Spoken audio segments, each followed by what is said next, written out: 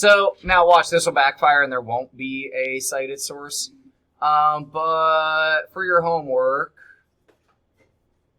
right, so this, and I think if you went to homework help, then it would tell you where it got this data, or maybe it's just in the teacher book that it tells me, but like, why would they make up data when they could just Google and find data that exists? So yeah, guys, like, when you see data from CPM, it tends to be like accurate data for when they wrote the textbook, right? So now we've obviously gone to a lot more renewable, probably less reliance on oil because like we're just trying to pull away from oil. But when the book was written, this was probably pretty darn accurate. All right, and our timer is out, so we should probably talk. On your graph paper, you should head it Chapter 7 Math Notes, because you probably won't fill in the whole page today, and you could continue it tomorrow. So at the top of your fresh piece of graph paper, label Chapter 7 Math Notes. You can put CC3 if you want. We're never going to be in CC2 again this year, so you don't really have to specify. Anyone want to read? Especially because apparently I swallowed a bug or something. Kyrie, you want to read? Just this paragraph and those 3 questions. Data can be found everywhere in the world. When scientists conduct experiments, they collect data. Sorry, this might be easier for you to, like, this is just a bit clearer to see. Yeah. There you go. Advertising agencies collect data to learn which products consumers prefer. In previous courses, you developed histograms and box plots to represent the center and spread of data. Pause. In your mind, imagine what a histogram looks like. Who can describe it? Lydia? It's the graph that it has the bins on the bottom. Yes. That, like on the x-axis. Yes. And on the y-axis, it has like the It's the F word. Not that. Frequency. Yes, that one. not federalism. Not federalism. Or Franklin. And for how any. Well, that is a I can't histogram. make So it function it's a as bar graph, right? Bar graph where the bars are up against each other. We're sorted into bins, and the frequency is on the y-axis, right? Box plot. What was like the elementary name for box plot? Box and whisker, right? So I don't know why some of us are so getting confused when we talk about box plots. That's your box and whisker, right? The biggest thing that I think some of us are still like not 100% on. 100%. A box plot, the whole point of it is that your box plot splits up the 100% data. How? Who can describe like the basics of the box plot? Vivian? There are 4 quartiles, Same and one. the first quartile is the lowest number that you were using, and Close. Your minimum would be down here. Your first quartile is actually one of those medians. So be careful. the maximum is on the far end, Uh-huh. and Why did I say 25%? Or now I ruined it. Why did I say 100%? Like it was somehow important. each quartile is 25%. Each quartile houses 25% of your data. So let's say that this end of the box was way skinnier. Doesn't matter. It is still 25% of your data. Right? So the whole point with histograms show frequency. Whole point of box plots show how spread out or tight our results are. Tighter results mean that like everyone's saying the same thing, or the same thing keeps happening, or very close to each other. Continue. You were here. How can you represent data that is non-numerical or that cannot be represented on a number line? Today you will look at a display that is used for data that comes in categories or groups. As you work, keep these questions in mind. What portion is being represented? Should I use a fraction or a percent? Am I measuring in percents or degrees? Ooh, are we measuring in percents or degrees? What a good segue. If we look at this resource paper, how many, we should probably use random cards now. How many slices is our pizza cut into? 10, right? So if we were to give each of these slices a percentage, and right now we'll just like write in here, but we're probably going to end up like shading this in later. But if we were to give one of these slices, like if we just focus in, what percent would be one of these slices? Madeline? Yeah, it'd be 10%, right? Because we're broken into 10 slices.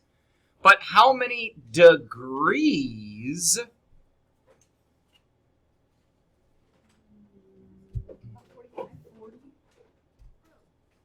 Guys, don't just guess. We can do some math.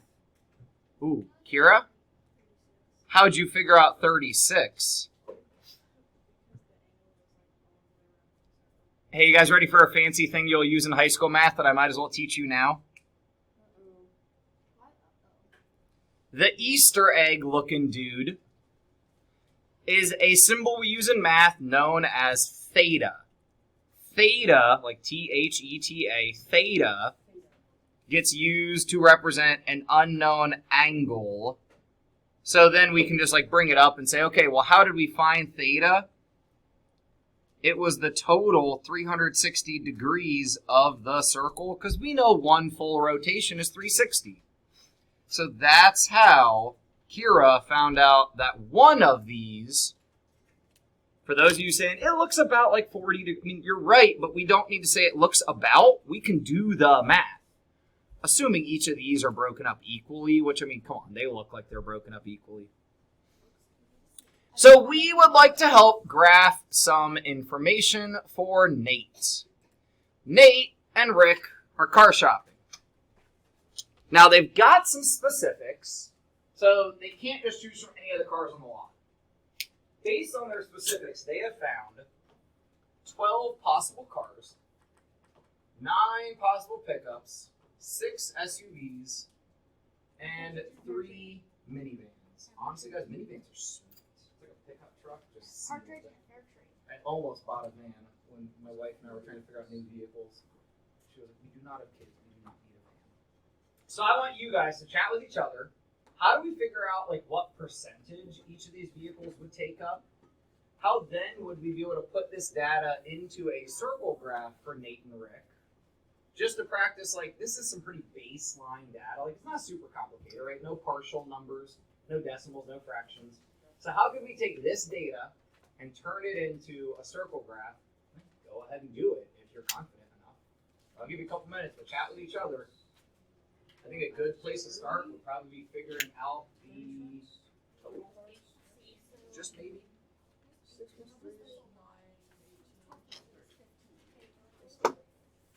By the way, for any of my nerds, I got another book about math that if you guys are looking for stuff to read during independent reading, and you're like, maybe I'll read some nonfiction or like some like actual stuff. Those of you who get curious when I bring up like high school stuff, whatever, this is really interesting. I mean, my wife sent me a few pictures from Half Price, and I was like, yeah, go ahead and buy it. But it's like a fun just like read through it and read little sections at a time. So if you're curious, feel free to come and borrow this book. I need to make a little book sign out thing over here.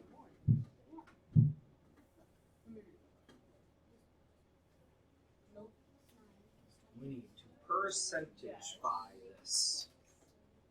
We need to percentage-fy this.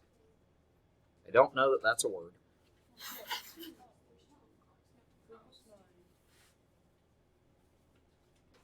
Percentage-fy. 12 plus 9 is Hey, 21. math is hard. 12 plus 9 is 21.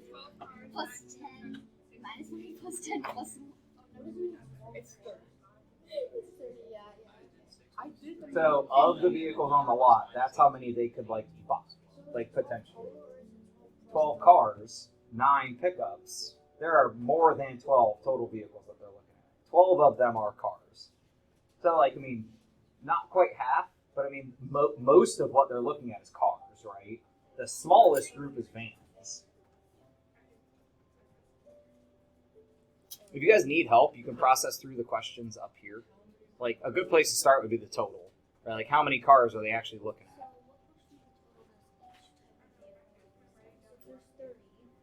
what portion of the total does each type of vehicle? There's 30. The minivans are 10%. Yeah. So the cars. We'll come back to the cars. The minivans is. I'm not a minivan. What portion of the total is each? Is 10%.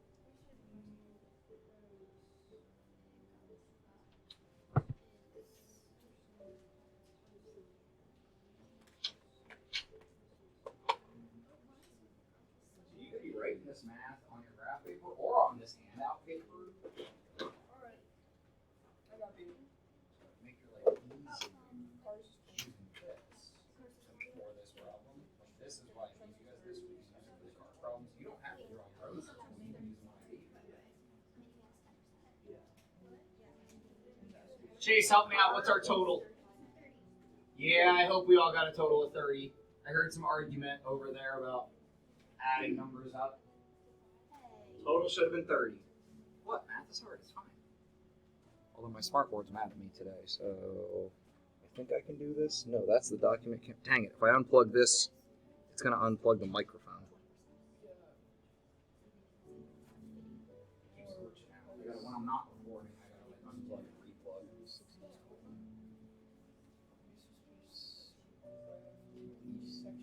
Rowan, how can I figure out what portion like should be taken up by like cars?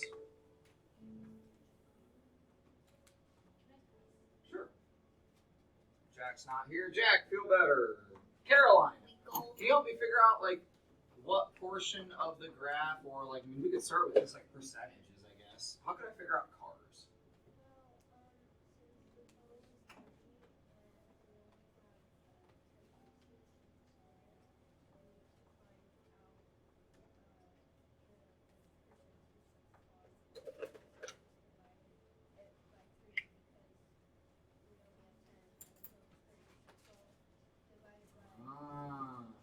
So here's what Caroline just said.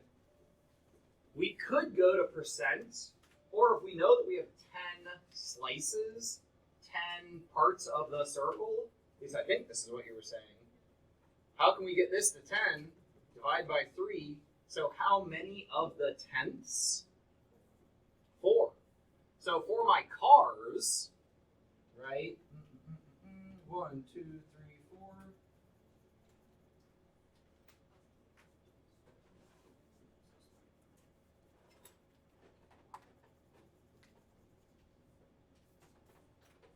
Right? Cars would have been 40%. Because once I get to 4 tenths, I think we know that 4 tenths would be 40 hundredths. Okay. So Harrison, what percent did you get for pickup trucks? I got 50%. How many? 50%. I don't know that I agree for pickup trucks. We got 9 of them compared to our total of 30. And we could do the Caroline way here since we know that we have 10 slices. But that's because this circle was already cut up for us. So like I agree that we could do that. But I want to make sure that we think about that means it's 30%. Sorry, I misheard you. I thought you were saying 50. 30 for, so I'm going to put that, I don't know, I guess down here.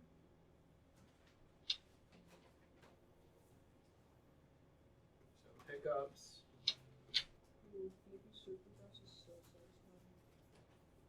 Yeah, I'm really mad at myself. Ooh, I guess I could try to hijack it from over here. Try my touch control. Where is my touch control? Yoink. Try this. Yoink. Okay, but what if I didn't have it broken into 10 slices? What if I was just having to determine, like, how much of a certain circle would be taken up by my SUVs? Can anyone tell me, and I'll take a volunteer because I want to know if you're confident. How could I just, Dave? My screen keeps jumping. I don't know why. Oh yes, Carlos. My 6 SUVs. What if my circle was not cut up for me? Harrison? Well, 3 is 10% of 30, isn't 3 times 10. Okay. So it would be, so 3 is 10%, and 10% times 2 would be 20%. So if 3 equals 10%, and 10% times 2 equals 20%. So I agree with you that we get 20%. How can I figure out how much of a circle that would be? Well, you can just simplify the fraction to get. That's if the circle's cut up. I agree with what you're saying, but that's if the circle's cut up. What if we just have a blank circle and we're trying to decide how big of a space to give my SUVs? Ooh, that's going back to our reference point. You're right. Since we already figured out that one slice was 36 degrees, but that's because we had slices. What if I don't have slices? Guys, 20% of what? 20% of the, Area. well, I mean, it doesn't, you could think circumference or area here, it doesn't really make a difference, but 20% of the what? Circle. Of the circle, whether we're talking circumference or area.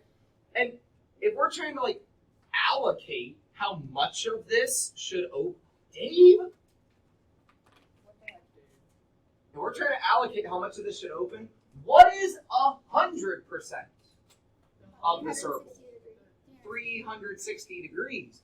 So what we're practicing here, and if you're only half paying attention, probably come back. When you just have a blank circle that you have to fill in, if you find the percentage, we can then just do 20%, right? Because that's 0.2 if we write it the way in decimal form. 20% is 20 over 100 times your 360 degrees. So like Nolan said, this here is going to become 72 degrees. But that, like he said, do 36 times 2, which I agree with. But if we didn't have the slices that were 36, what is 20% of 360? That gives me my SUVs. And we were left with, what's our final slice? Good. Yeah, the vans. Because my wife doesn't like them. Questions?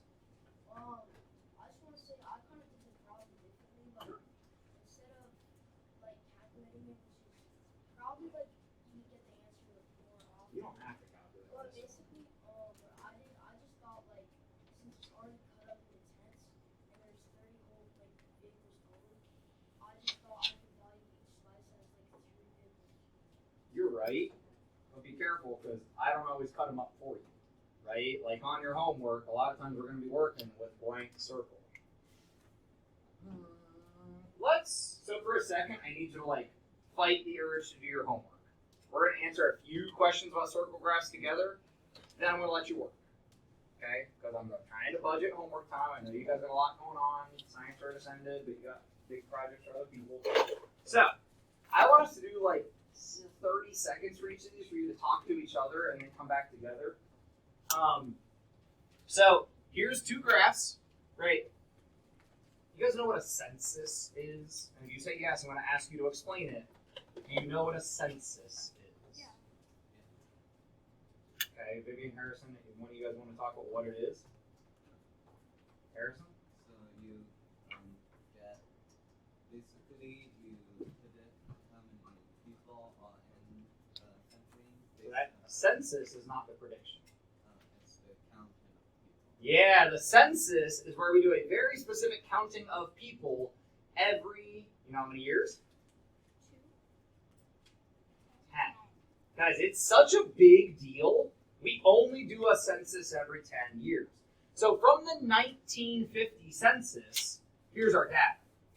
Based on that data, they predicted what will things be like in 2050, which now we're getting a lot closer to this. And when I started teaching, people were like 2050. Now it doesn't feel that far away, right? I mean, I'm reading a book right now that starts in 2049, and it's awkward. I'm like, that's only like 20 some years away. All right, but our first question here. According to our circle graphs, which continent had the largest population in 1950? which has the largest predicted population in 2050, right?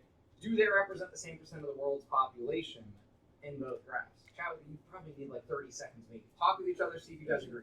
Chat with your partners or whoever's close to you. I know we got people sick. You guys are welcome to move around to get like closer to someone to talk to.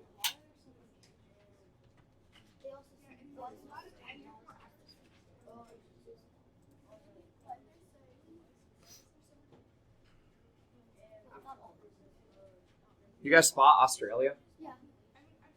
Oh, see. Anyone know why Australia's population is so small? Because it's really small continent. It's technically It's not that small of a But continent. they only live around the edges. Yeah, everything's trying to kill you there. Yeah, Australia is extremely dangerous. Even if you rule out the spiders and everything else, even the sun will kill you because it is such desert in the middle of Australia. All right, that's off on a tangent. There's a really interesting book. I know I'm still on my tangent. Bill Bryson has this book called In a Sunburned Country, and that's where I first started learning about Australia. Really interesting read if you're curious to learn more about that. He travels across Australia, from the one region, from the one coast to the other coast. Really dangerous route. All right, Arnya, in 1950, which continent, right, not country, there's a lot more countries than there are continents, which continent has the largest population? Asia. Yeah, you can say that again, right? Largest by a lot. So 54% for Asia. Liam, what about in 2050's prediction? What continent's largest? Also Asia. Went up though, right? They're saying that Asia's population is going to keep increasing. And then, I don't know if we really thought about what this meant. Do they represent the same percent of the world's population in both graphs? So, if we knew the population of the world, we could go look up, we could figure out how many people this was. But just generally speaking, did it stay the same? No. Right? Some of us get turned around on these questions that aren't that complicated, but the wording is kind of weird. Do they represent the same percent of the world's population? No. It went up, right? So apparently Asia's getting bigger. What got smaller? Europe by a lot. Europe went down. Almost by a third. In North America. Ooh, and North America went down. Africa Ooh, went up. South America looks like it maybe went up, right? And What did Africa Australia do? stayed the same. All right, They don't have next question. Which continent is predicted to have its percent of world population increase the most between 1950 to 2050? Oh, okay. Well, I guess we're not going to do 30 seconds. Will, explain, because you said it first. So it's the biggest increase because it goes 9% to 22%. And you guys have probably been learning some things in global cultures and social studies potentially about why that is happening, and how kind of the land space was somewhat underutilized, right? What's the issue with America and our expected North America, right? If we're talking continent, what's the issue with us and trying to grow population? Carter? I mean, this is kind of an open question because we're I think it's we already kind of have all of our land found. We have all of our land settled. Also, the burgers from McDonald's are not doing us good. He's not talking about lifespan, he's talking about population. I know, but well, the lifespan population does That's population. yeah, it does go into it, right? Yeah, our land is fixed, which means so is every continent. But like Carter said, we've already developed, at least here in the United States of America, which is obviously part of North America, we've developed most everything we can. Now, obviously, could we keep building houses? Sure, there are places where we could build houses. Is that where we want to build houses? It depends. Right? I don't know why we keep rebuilding New Orleans. I would like to go there and experience it at some point, but it keeps flooding. Right? Kind of like you guys talking about Pompeii these past couple days. Would you rebuild Pompeii? No. Well, is Mount Vesuvius going to erupt again? Would you move to California? Are wildfires going to go? It's all kind of one of those well, where is it safest to land? And Ohio feels like a fairly safe place to be, relatively speaking, right? We get some tornadoes. And we can't flood because we'll freeze in the next minute. Which continent is expected to have its portion of total population shrink the most? Europe. We're up by almost a third. We already talked. Lila? Which country is shrinking the most?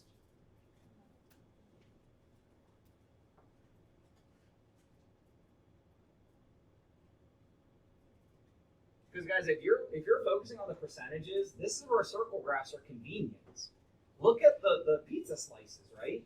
Which pizza slice shrinks the most? Europe, right? Like then we can compare the percentages and like double check that we're right. But if you look at the shaded portions of the graph, which I saw some of you guys on your circle graphs that we made, like putting cross hatchings or scribbling through it, like, hey, you want to give it some kind of like visual key, right? So when you're making circle graphs, give it some kind of visual key. Final question about this one. Is it reasonable to say that a country with smaller percentage of world population in 1950 will still have a small percentage of world population in 2050? Is that a reasonable conclusion? Like you're small now, so you're going to be small then. Kira? I guess it could be, but there might be something bad happening in that country, so you get a lot of impact. So from the data we have, right? So I agree with you. There might be something going on. Our data doesn't like help us know that. From our data, could we make this conclusion? Carter? I guess it's possible to make the conclusion, but seeing how as Africa is predicted to go up about 12%, or no, 13%, and then North America goes down, it's Yeah. almost like there's like the battling forces. But I think personally, I think we can make this conclusion because Australia, North America, and South America are all kind of staying in the same range, while Africa is only moving up to 13%, which is a lot, but like compared to Asia, which takes up more than half. Are any of these continents changing size? No. We're not talking about like Pangea, right? We're not, the things aren't moving. Like the Earth, I think, is pretty well where it is. You guys know what I'm talking about with Pangea? Yeah. Okay. We used to Don't on the worry. continent and then we go. Yeah, I first learned that in Boy Scouts, funny enough, and like where he has the map and you like put all the continents together and you're like, okay, there's a little bit missing from there. But yeah, like, but I want you to hypothesize in your head. Draw in your head. I mean, you can draw it on paper if you want. A circle graph for land mass. Because Carter was talking about America is pretty much already developed, right? We already like went across the whole thing and said we're living here, we're living there, don't live in the water. But think about land mass. That's why I said don't live in the water. Land mass of a country. So ignore water like lakes and stuff. What do you think it would look like? Do you think Asia has the biggest land mass? Africa's land mass is not changing. Have you learned which is bigger, Africa versus Asia? Like, if you know the country sizes, you might be able to draw a pretty good graph in your head. Harrison? Two questions. Do ice sheets count, and do we include Antarctica? I'm not sure, and yes. You got an idea in your head? Yes. Here's your landmass graph. So Harrison, why'd you ask about Antarctica? Because it has it's a continent too, but it doesn't have, but it only How has many like population? 20 or so people, so it's not that. Yeah, it's not on the graph here because it's negligible. It has such a small percentage, we would not be able to see it. It like, so even if I drew like, imagine I do this, and I'm like, okay, that's Antarctica. Even that's too thick. That's too much of the circle if we were going to try to put Antarctica population. But look at landmass. How much landmass does Antarctica have? 9%. You're going to go live somewhere where your neighbors aren't very close to you. Move to Antarctica. Yeah, which countries are about the same? I just like looking at this because it's interesting. Of like, here's a view of the Earth, but a different kind of view of the Earth. Caroline, what countries are about the same? Yeah, Europe and Australia like have about the same landmass, situated very differently. right? Think about Europe, like how it looks versus Australia is just like one big whatever. Asia's got the biggest, but trailed not far by Africa, right? And actually, interesting to think about, not the USA, right? North America, Mexico, Canada, the whole thing. North America, close to Africa. All right, questions? You got the last 5 to work on homework, Paris? What about Central America? Is that under North America? Yeah, I was wondering. We have to. Did we read over here yet? Because I'm not. Let me check my version of the book. They might say in one of the notes down here. Homework.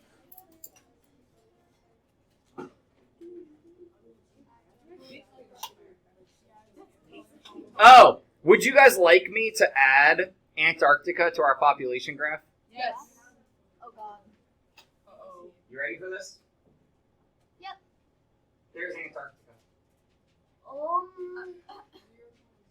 You literally can't see it. This section that's dotted is Asia. This section that is squared is Europe. And that little line. Antarctica, if we add it to our graph, we literally wouldn't see it. Because it has not 2%, right? This is not 2%. Tenths, hundredths, thousandths, 10,000ths. This Antarctica is 2/10,000ths of a percent. So if you want to write that as an actual fraction, that becomes 2. We got to put 2 more zeros on here, right?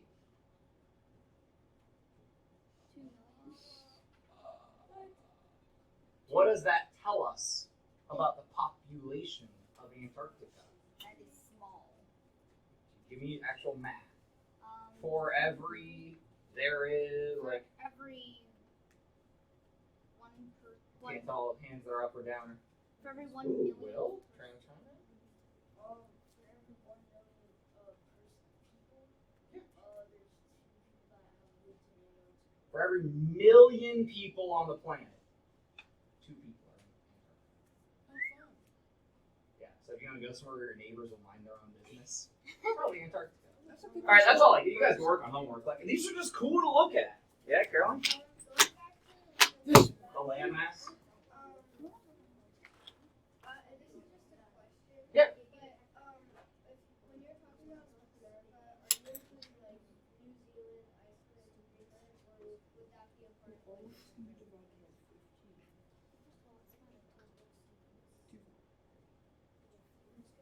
or would that be a part of like?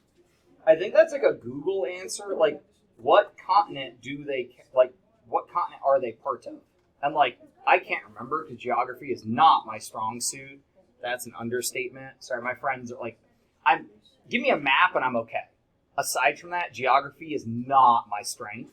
So, like, if New Zealand is technically part of North America, then yes, it's included. If it's not, then no, it's included in whatever country or continent it's technically part of. Does that make sense? Like, I don't know, but whatever, like, Google would tell you, that's where they get put. Now, guys, CPM tries to give you actual information. Harrison? New Zealand is Oceania, which is Australia. There you go. Iceland, I'm pretty sure, Europe, and Greenland is North America. Yeah, I knew one of the lands was North America. We don't have to do exactly No, we have to do exactly. Hey, if you still have your Chapter 9 revisions, like the Chapter 9 Mastery revisions, I would love those, because those grades are in MAP, and I would love to change more of them to M's. Oh, the other really convenient thing about these templates, just to kind of try to, like, convince you to use them, not only do they help you draw the circle, but they also have it broken up, right? So if you want your circle broken up into 8 pieces, now the bummer is this is not tenths, right? So eighths would be a bit trickier to work with. But imagine you draw this circle, and, you know, try to draw it better than I did. But then you put like mark, mark, mark, mark. And if you connect those, you will have a perfectly divided into eighths. So there's one. Now, if I used a ruler, it would have been nicer. But yeah, It makes nice 8 slices, which is what Domino's cuts their pizza into. So, you know, that's my default thought in my head of what a circle looks like. It depends on like Donato's does square cut, right? So, I mean, that's different. Where are the templates? The templates are under there. Underwear. You say underwear. There's a song by the Bare Naked Ladies, which when you hear that name, you're like, what? But back in the 90s, there was a band called the Bare Naked Ladies, and they had a song where there was a line where it was like, haha, made you say underwear. And yes, none of you know any of my references, because I'm an old man now. A pizza chart. Didn't the Bare Naked Ladies do the theme Ooh! for, We could make a circle chart, or a circle graph, of people's favorite pizzas. And then we could really call it a pizza graph.